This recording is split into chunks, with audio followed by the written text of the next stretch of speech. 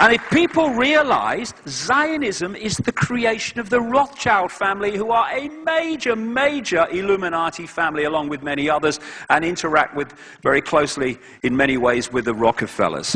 It was the Rothschilds who spent millions, £6 million back in the 50s to build the Knesset, the Israeli parliament. It was the Rothschilds who built the Supreme Court in Jerusalem with all its massive Illuminati symbolism, which is well shown on the internet. This is a fiefdom of the Rothschilds, and Zionism has caused more mayhem and strife for Jewish people as anybody else. Why is there no peace in Israel? Because for Jewish people as well as Palestinians, because Zionism doesn't want it. That's why.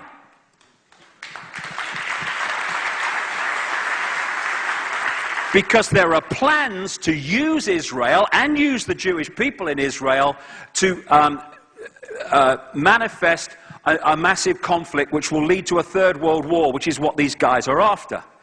And Rahm Emanuel is the man who pulls the strings of Barack Obama, along with this guy, another Zionist, called David Axelrod. He was the guy that ran the whole of, masterminded the whole of the election campaign, both against Hillary Clinton and against John McCain. And it's Axelrod that is responsible for the words that appear on the teleprompter screens that Barack Obama reads.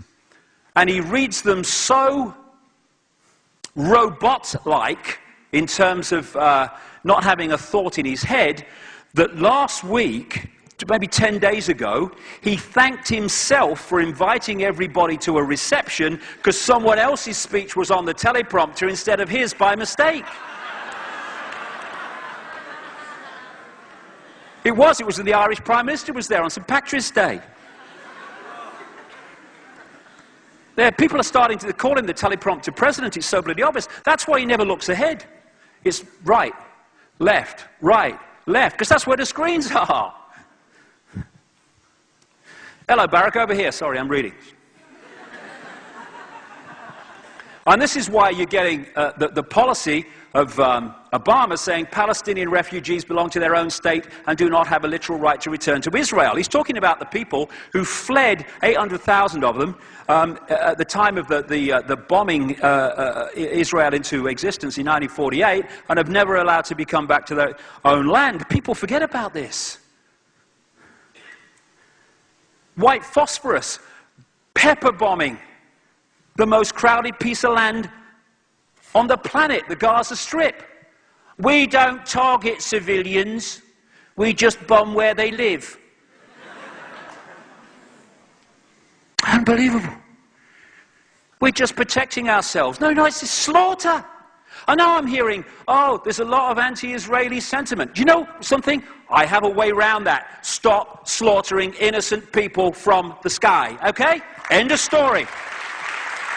And it will go away.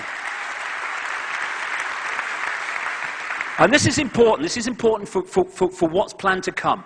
We now have a situation in Israel where the extreme of the extreme has taken the reins of power. Benjamin Netanyahu, he's talked about, these are his words summarized, he wants a violent reoccupation of Gaza to liquidate its elected government. And he pledges to thwart the Iranian threat once and for all.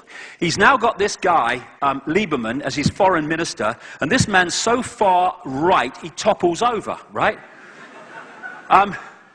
And he's got Barak as the defense minister in this new government, and he was defense minister that oversaw the pepper bombing of the Gaza Strip.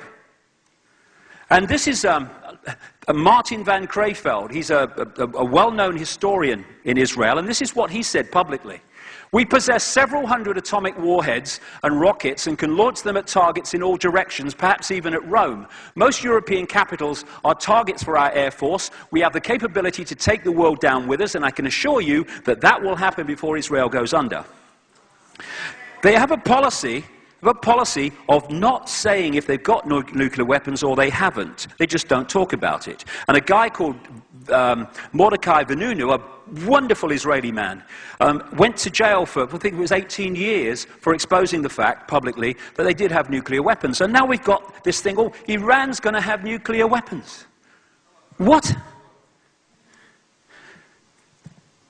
The idea, and we're seeing it almost complete now, from the start was to drive out the Palestinian people, not be at one with them, not share power with them, not share the land with them. The green bits are Palestinian land over the period of time up to the year 2000, and it's gone on since then, as illegal settlements are put in Palestinian land. And one of the people that lives in an illegal settlement is Lieberman. As an Australian newspaper said this week, he must be the only foreign minister in the world who doesn't actually live within the borders of his own country.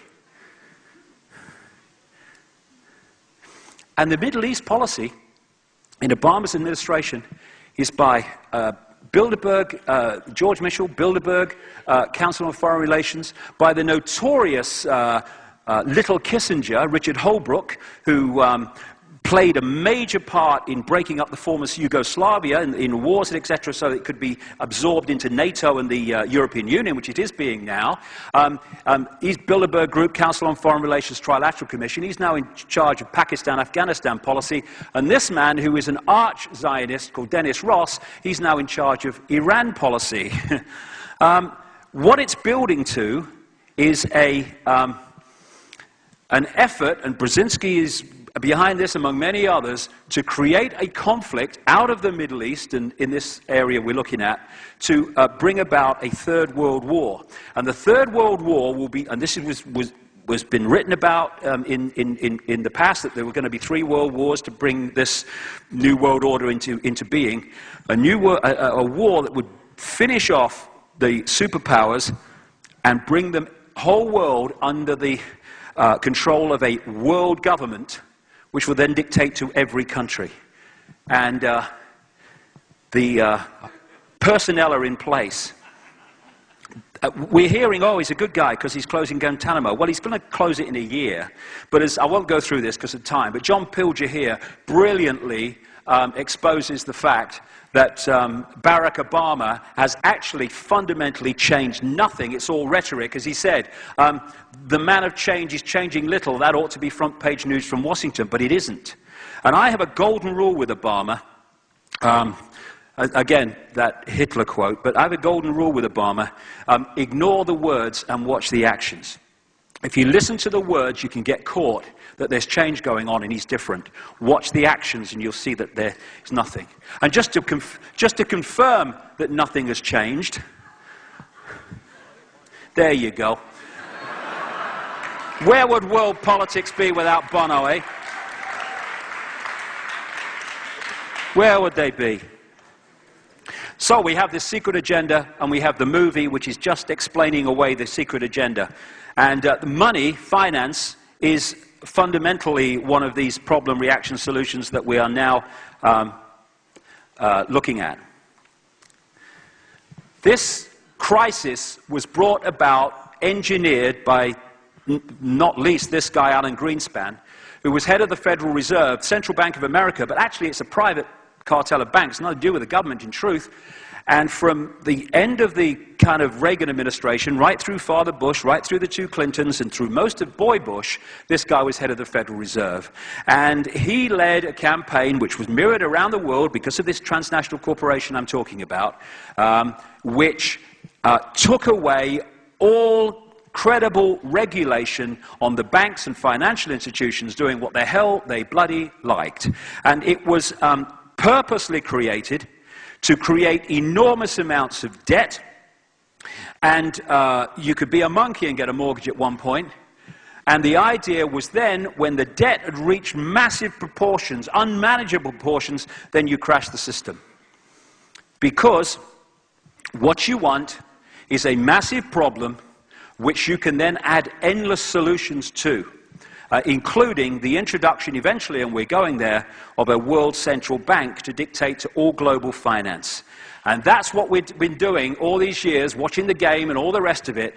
We've just been pulled in on the fishing line to get in more and more debt so the control system can play out. And this guy, Henry Paulson, who was Treasury Secretary when the crash happened during the end of the Bush administration, he came from Goldman Sachs in 2006, and then as to save the banking system, to save the economy, orchestrated vast amounts of money to end up in the coffers of Goldman Sachs. All this money has been fired at the banks, disappeared. It's not changed things in any credible way. And again, business as usual. Bush justifying the giving the money to the banks. The government's top economists, experts warn that without immediate action by Congress, America could slip